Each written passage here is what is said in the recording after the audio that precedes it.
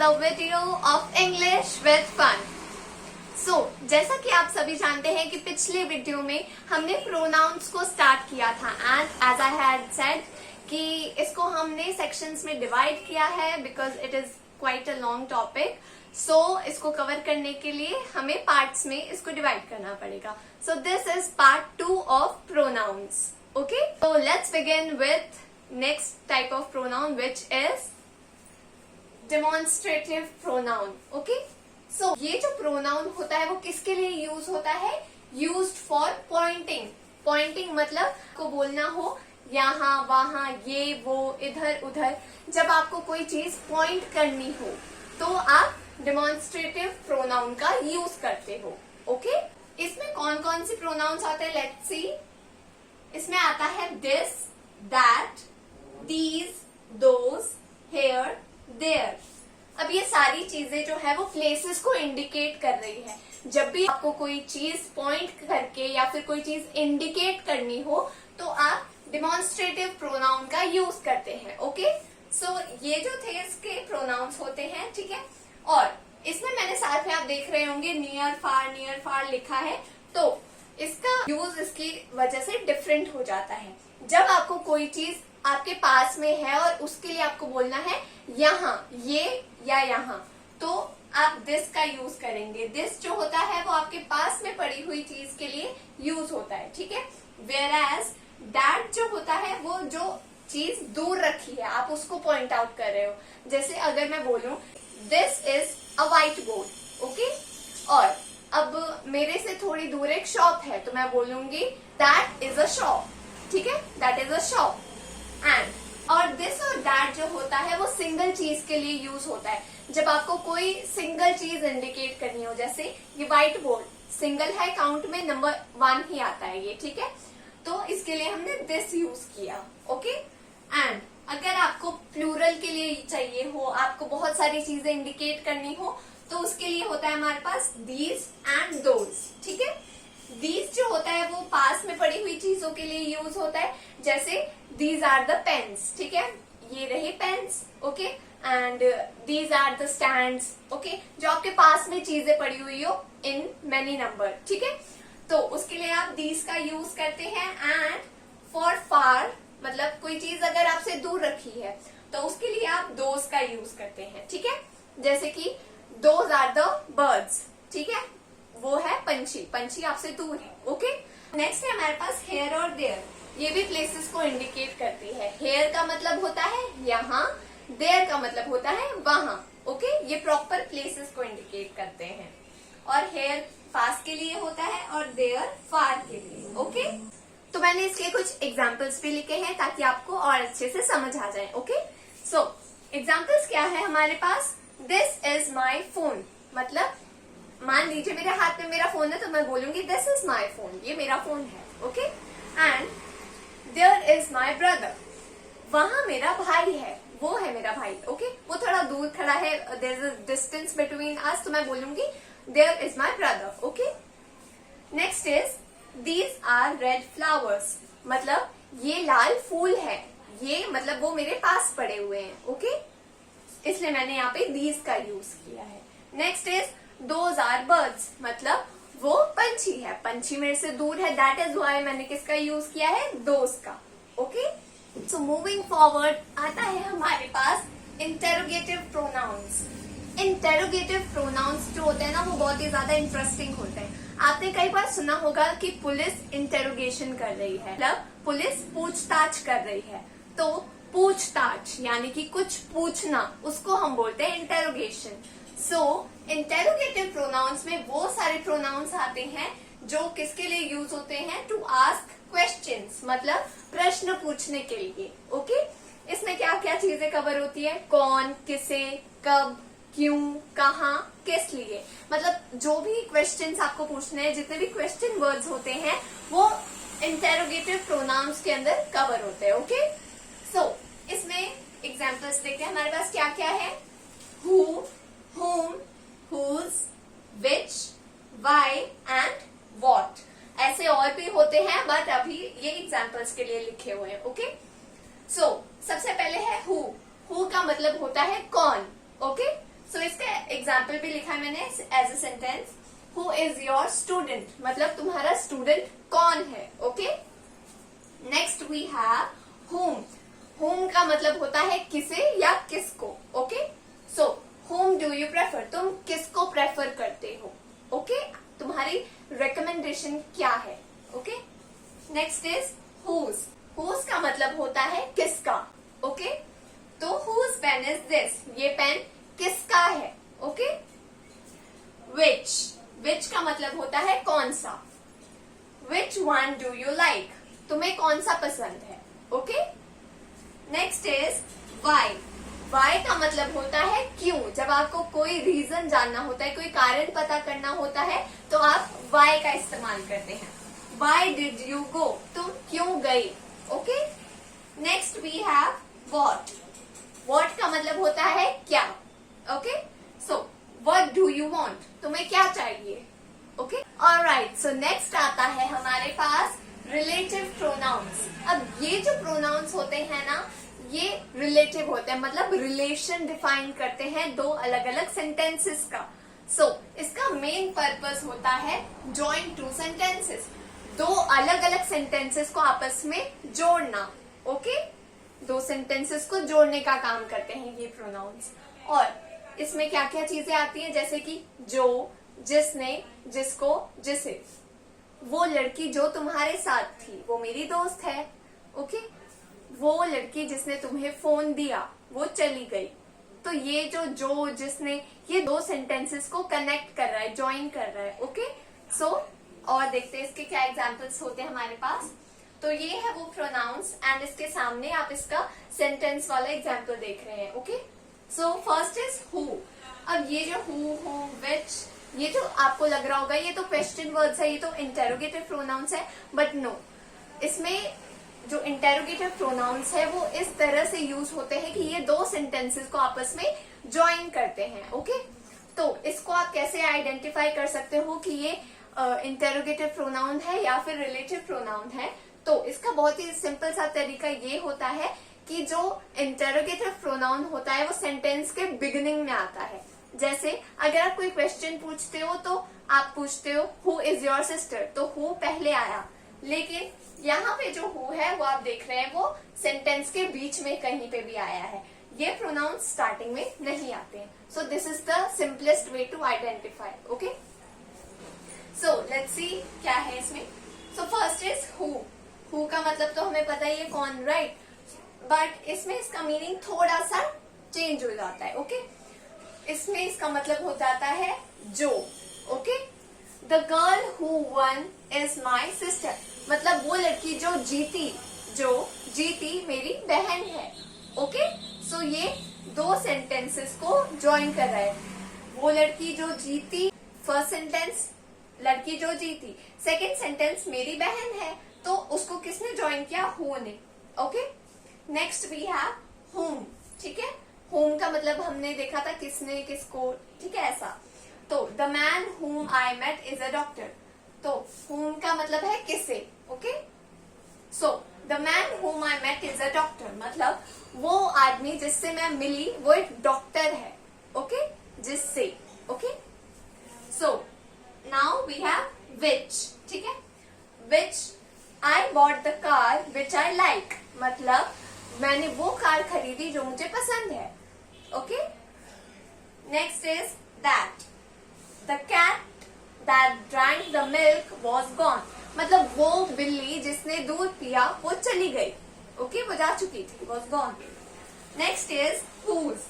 ठीक है, the boy whose phone was lost went to the cops. cops का मतलब पुलिस होता है. Okay, so the boy whose phone was lost went to the cops, मतलब वो लड़का जिसका फोन गुम गया था वो पुलिस के पास गया. Okay, next is indefinite pronounce.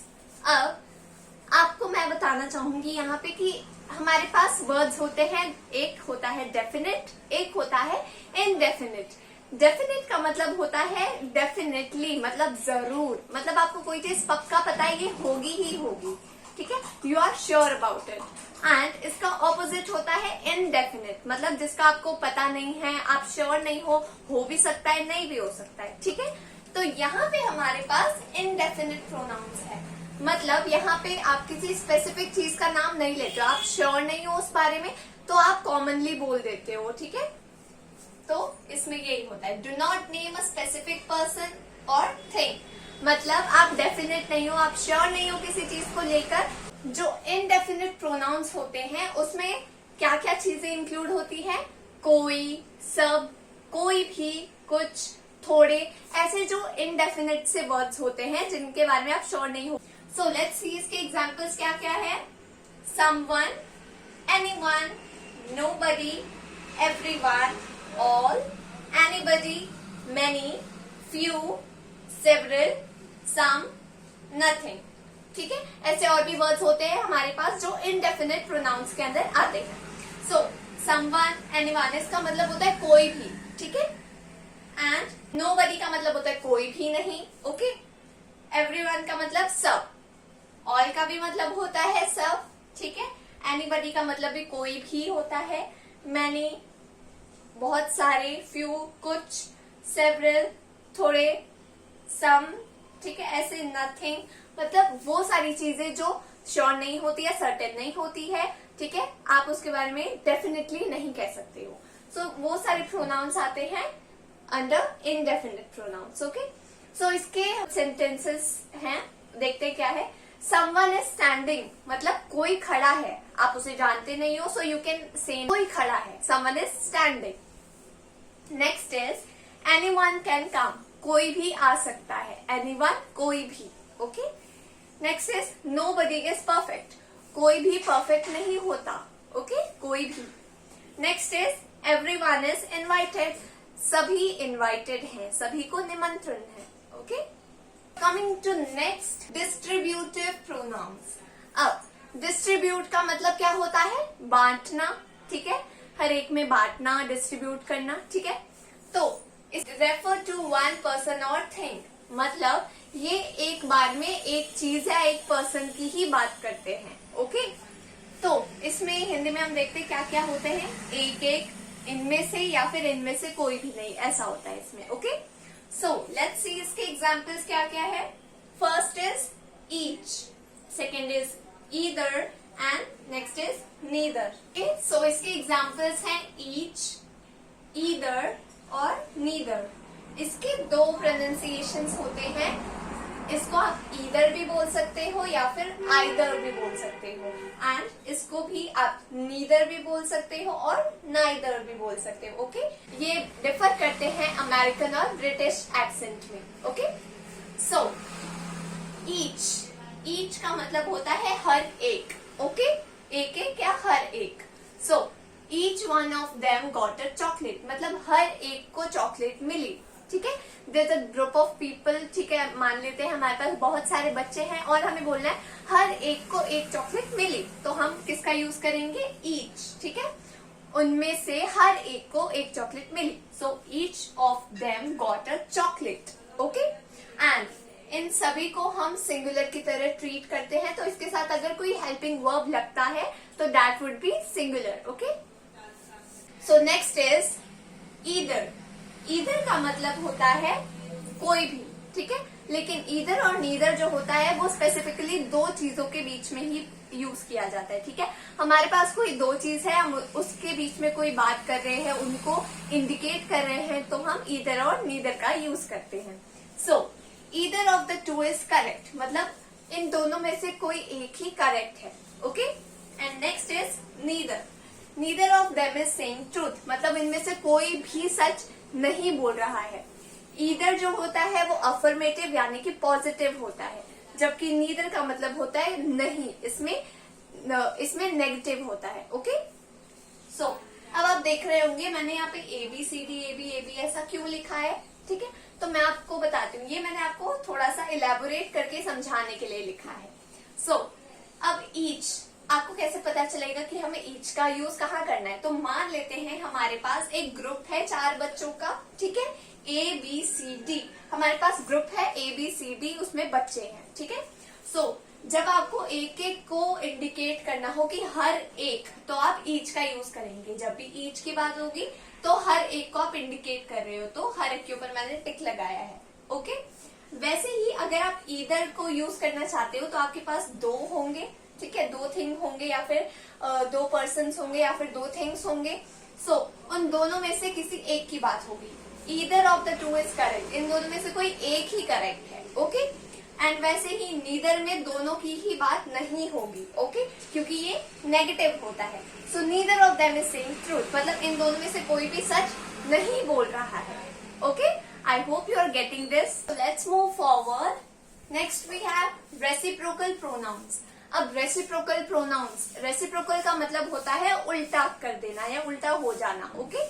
सो इसका मतलब होता है म्यूचुअल एक्शन, जो एक दूसरे की सहमति से होता है, ठीक है, एक दूसरे के साथ। सो वैसे ही इसका हिंदी में है एक दूसरे, ठीक है, मतलब जो म्यूचुअल होता है, ओके। सो इसके एग्जांपल्स देखते हैं हमारे पास क्या क्या है। वन अनदर और ईच अदर, ओके।